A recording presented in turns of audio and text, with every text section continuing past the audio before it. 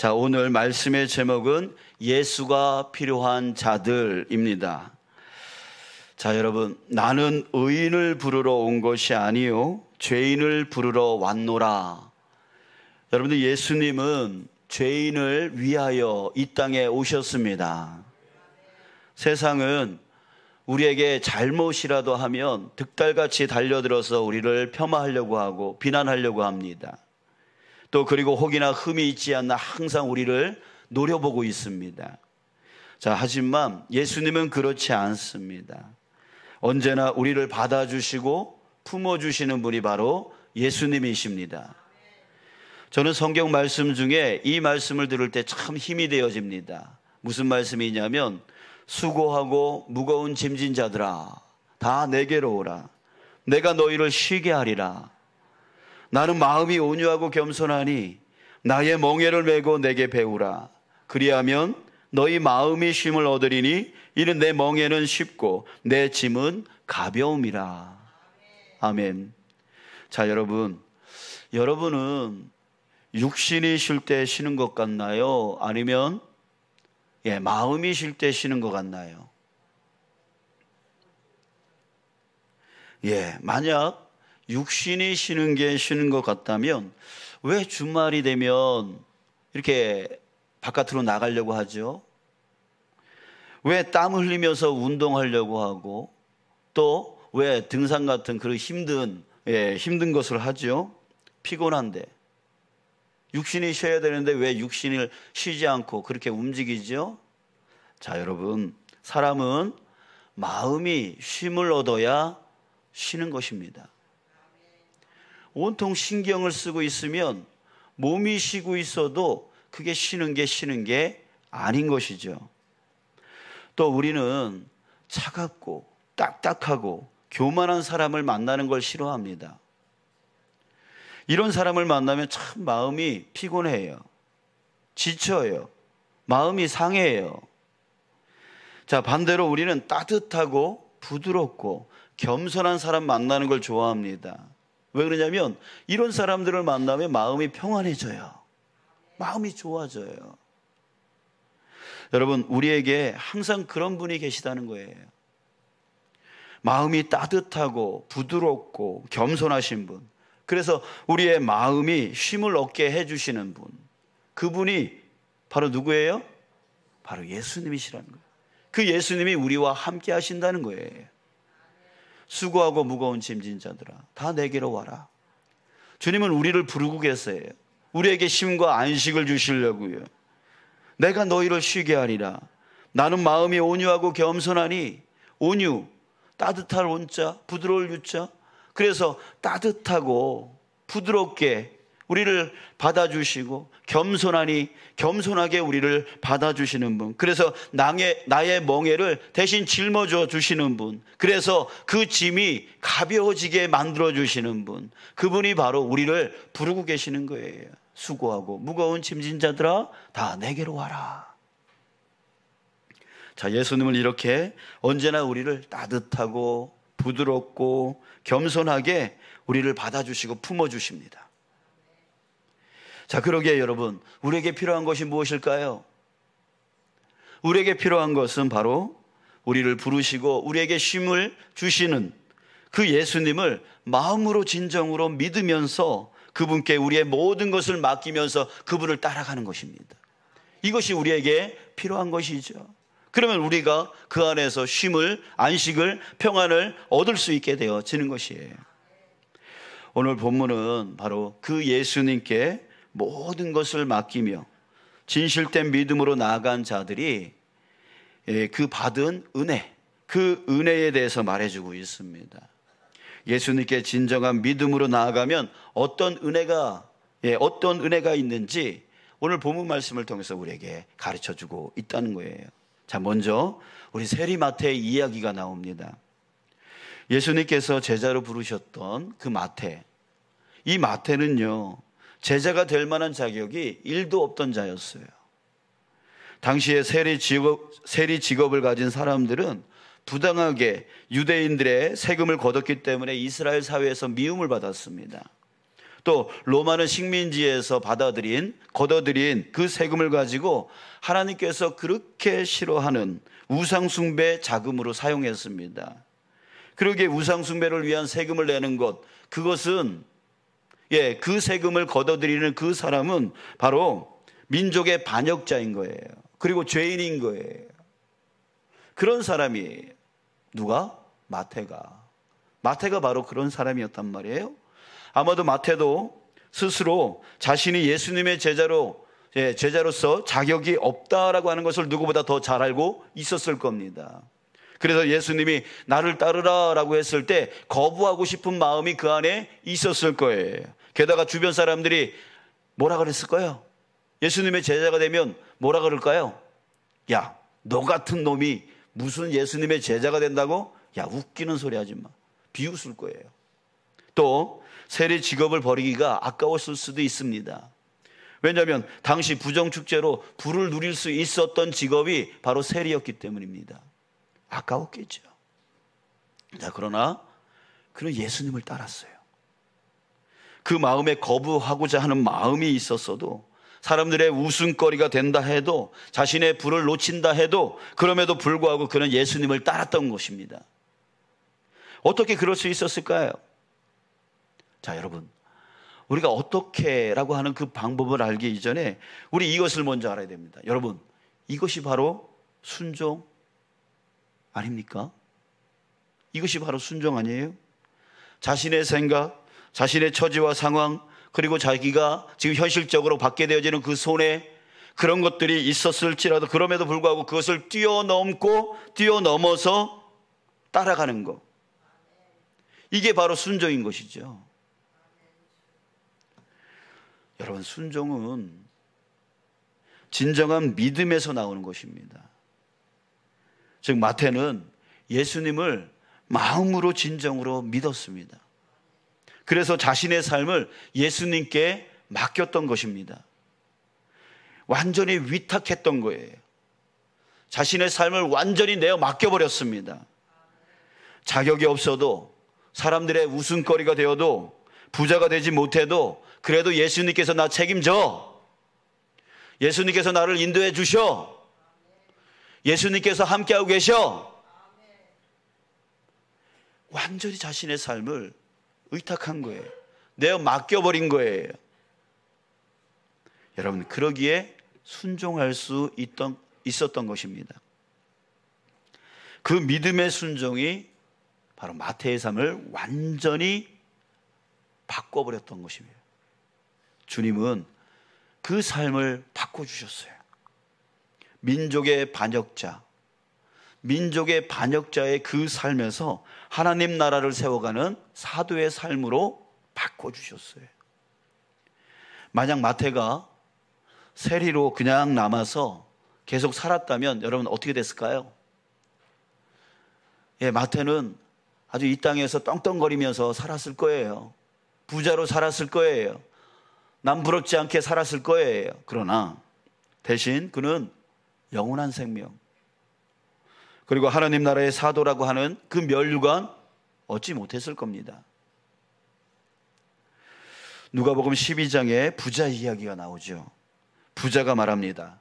내 영혼아, 여러 해 쓸 물건을 많이 쌓아두었으니 이제 평안히 쉬고 먹고 마시고 즐거워하자. 자, 그랬더니 하나님이 이 말씀을 합니다. 어리석은 자여, 오늘 밤에 내 영혼을 도로 찾으리니 그러면 내 준비한 것이 누구의 것이 되겠느냐? 그러면서 이 이야기는 이렇게 마무리됩니다. 자기를 위하여 재물을 쌓아두고 하나님께 대하여 부요하지 못한 자가 이와 같이 되리라. 이와 같으리라. 자, 여러분, 우리 인생을 다시 한번 좀 되돌아봤으면 좋겠어요. 내가 어떻게 살아왔고 또 어떻게 살아가야 되는지요. 항구에 정박한 한 상선에서 선장 아들이 원숭이와 함께 놀고 있었습니다. 자, 그런데 그 원숭이가 소년의 모자를 낚아채서 돛대 위로 도망을 쳤습니다. 그래서 소년은 모자를 빼앗기 위해서 정신없이 그 원숭이를 쫓아갔어요. 소년이 문득 정신을 차렸을 때는 너무 높은 곳에 올라와 있었던 겁니다. 발밑을 내려다본 소년은 겁에 질렸습니다. 무서웠습니다. 떨었습니다. 움직일 수 없었습니다. 그래서 울음이 터졌습니다. 매우 위험한 상황이었습니다. 자, 근데 그때 선장이 돛대 위에 울고 있는 자신의 아들을 발견했습니다. 그리고 외쳤습니다. 그를 향해서 이렇게 외쳤습니다. 아들아, 밧줄을 놓고 바다로 뛰어내려라. 자, 소년은 두 눈을 감고 파도가 넘실대는 바다로 뛰어내렸습니다. 아버지의 말만 믿고, 아버지가 해결해 주실 줄 믿고, 아버지가 책임져 주실 줄 믿고, 그 말만 믿고 뛰어내린 것입니다. 자, 그랬더니 물로 뛰어든 그때에 그 아들은 아버지의 아늑한 품 안에 안겨서 다시 보트 위로 올라오게 되었습니다. 자, 여러분, 이처럼 우리가 눈앞에 있는 상황에 머물러 있지 않고 진정한 믿음으로 그 삶을 주님께 맡기고 주님이 가자 하는 그곳으로 순종하여 따라갈 때에 상황을 뛰어넘는 주님의 그 놀라운 역사를 우리는 경험하게 되는 것이에요. 자, 이제 우리 두 번째 이야기로 가보겠습니다. 두 번째 이야기는 한 관리 이야기입니다. 한 관리가 예수님께 나왔습니다. 18절, 예수께서 이 말씀을 하실 때에 한 관리가 와서 절하며 이르되 내 딸이 방금 죽었사오나 오셔서 그 몸에 손을 얹어 주소서. 그러면 살아나겠나이다 하니. 자, 여러분, 이 요구가 얼마나 황당한 요구인가를 한번 보십시오. 내 딸이 방금 죽었사오나. 지금 이 관리는 자기 딸이 죽은 줄 이미 알고 있었습니다. 그런데 이렇게 말합니다. 오셔서 그 몸에 손을 얹어 주소서. 그러면 살아나겠나이다. 자, 여러분, 이런 요구가 어디 있습니까? 이미 죽은 아이를 어떻게 살려낼 수 있습니까? 예? 그러나 그럼에도 그는 주님께 요구했다는 거예요. 여러분, 이것이 바로 진정한 믿음 아닐까요? 현실적으로 불가능하다 할지라도 그럼에도 불구하고 주님은 이 일을 할 수 있어 라고 믿는 거, 그래서 끝까지 주님께 매달리는 거, 이것이 진정한 믿음이라는 것이죠. 이 진정한 믿음은 관리임에도 불구하고 그를 예수님을 찾아오게 만들었습니다. 그리고 그를 예수님께 엎드려 절하게 만들었습니다. 현실적으로 불가능한 일인 줄 알면서도 그를 간구하게 만들었습니다. 또 중간에 혈루증 걸린 여인의 이야기가 나오죠. 그런데 그래서 그 일이 지체되었어도 그것 때문에 그를 흔들리지 않게 만들었습니다. 그리고 예수님이 죽은 것이 아니라 소녀가 잔다라고 말했을 때 많은 사람들이 비웃었습니다. 웃었습니다. 그러나 그럼에도 불구하고 그를 흔들리지 않게 오로지 주님을 믿을 수 있게 만들었습니다. 뭐가요? 그의 진정한 믿음이. 그의 진정한 믿음이 그로 하여금 예수님께 나오게 하고 예수님께 절하게 하고 흔들리지 않게 하고 흔들림 없는 믿음으로 나아갈 수 있게 만들어 주었던 거예요. 그랬더니 그는 보게 되었습니다. 뭘요? 예수께서 들어가서 소녀의 손을 잡으심에 일어나는지라. 그는 자신의 죽은 딸이 다시 살아나는 것을 보게 되었습니다. 사랑하는 여러분, 아프지 않은 자에게는 의사가 필요 없지만 병든 자에게는 반드시 의사가 필요합니다. 마찬가지로 죄로 인해 병들고 저주받은 인생을 사는 사람들에게는 반드시 예수님이 필요합니다. 예수님은 병들고 저주받은 죄인들을 위해 이 땅에 오셨습니다. 모든 인간은 죄인입니다. 그래서 모든 인간은 누가 필요해요? 바로 예수님이 필요한 것이에요. 그러기에 우리는 그분께 나아가야 되는 거예요. 우리가 그분께 나아갈 때 우리를 묶고 있는 죄의 속박이 풀어지고 삶의 저주가 풀리게 되는 겁니다. 우리는 그 죄로 인해서 묶여 있어요. 과거의 상처에 묶여 있습니다. 쓴뿌리에 묶여 있습니다. 습관에 묶여 있습니다. 죄악에 묶여 있습니다. 이 묶임들로 인하여 우리는 고통과 고난을 받습니다. 싸웁니다. 다툽니다. 비난합니다. 비판합니다.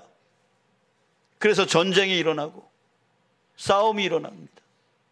이런 고통과 그 고난, 그것으로부터 우리를 고쳐주시고 우리를 풀어내어 주시고 우리를 정말 안전케 해주시는 분, 평안케 해주시는 분, 쉼과 안식을 주시는 분, 그분이 바로 이 땅에 오셨다는 얘기. 그분이 누구라고요? 바로 예수님이라고요.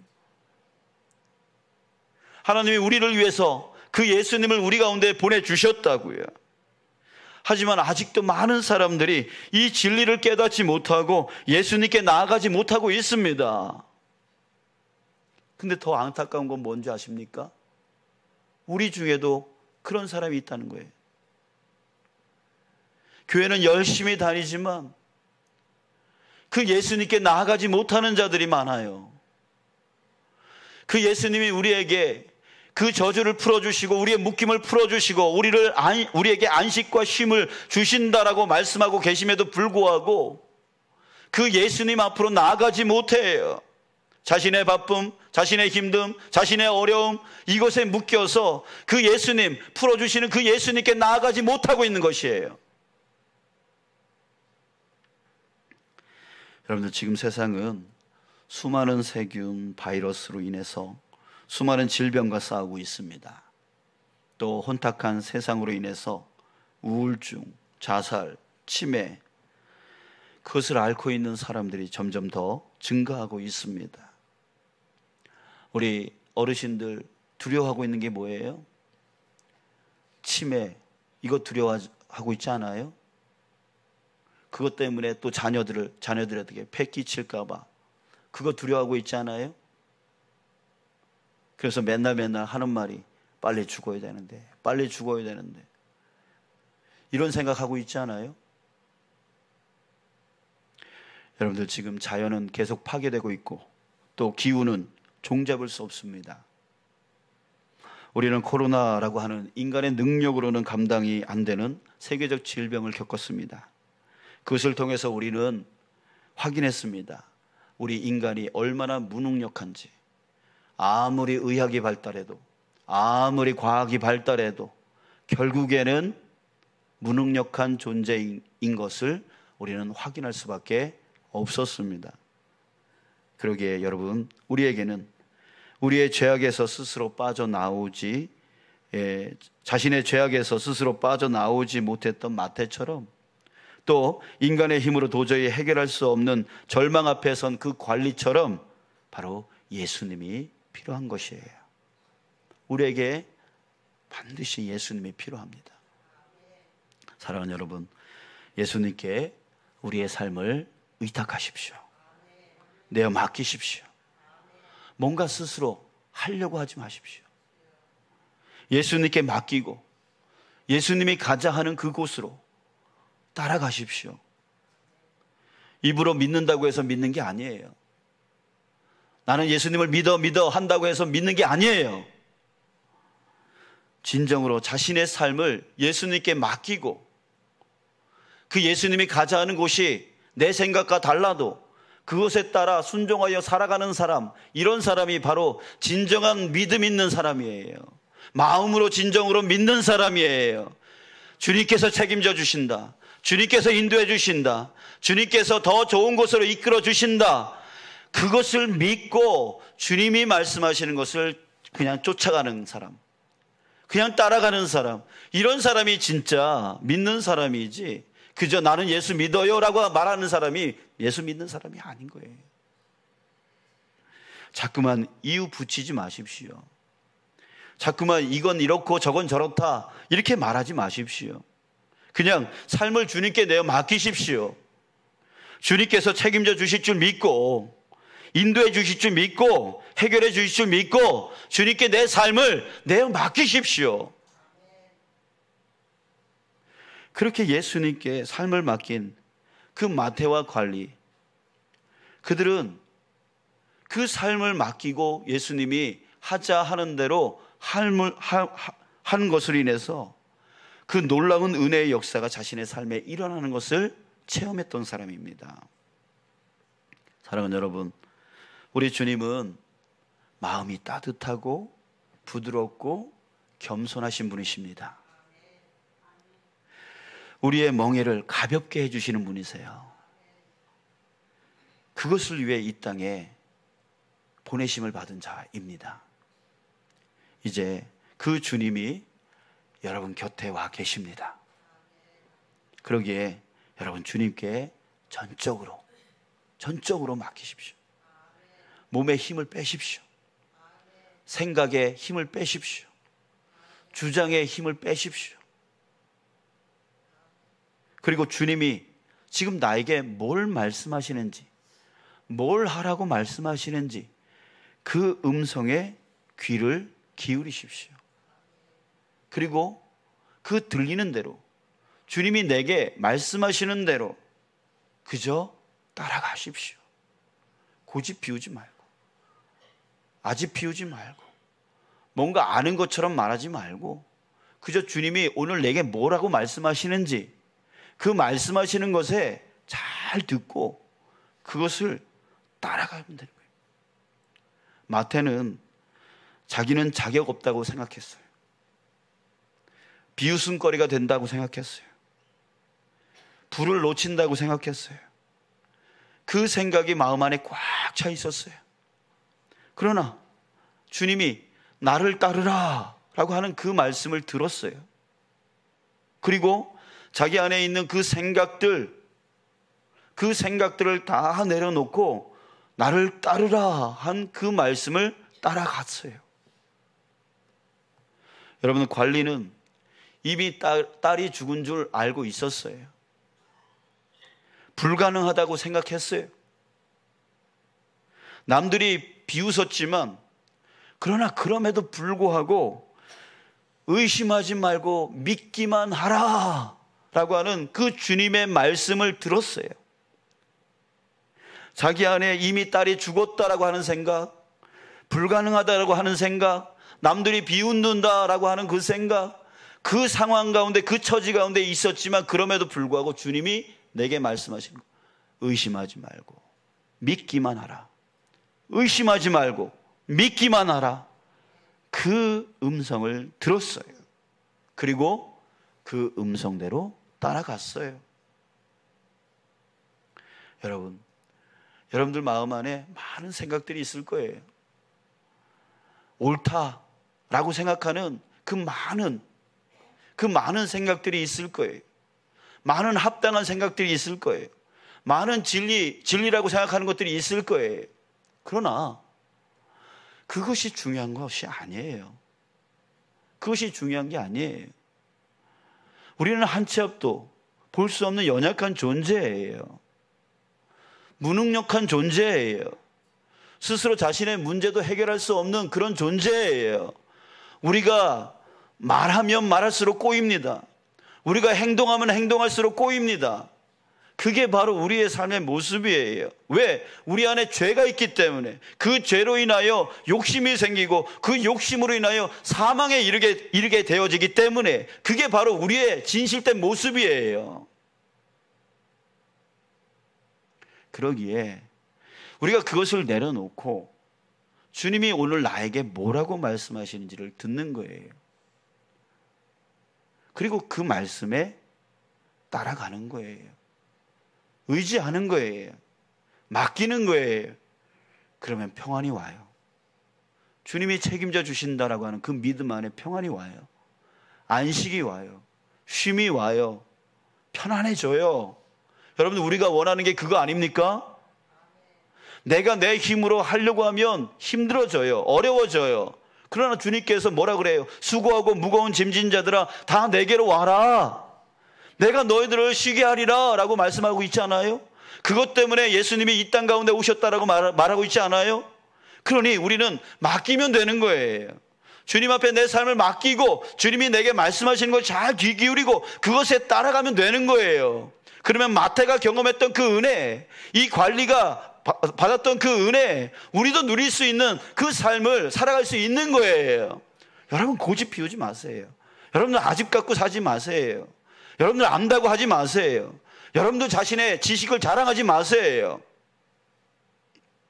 우리 주님께 내어 맡기며 사는, 그래야 그 안에서 평안과 안식을 누리고 그 은혜를 누리며 살아가는 저와 여러분들 되시길 주님의 이름으로 축복합니다.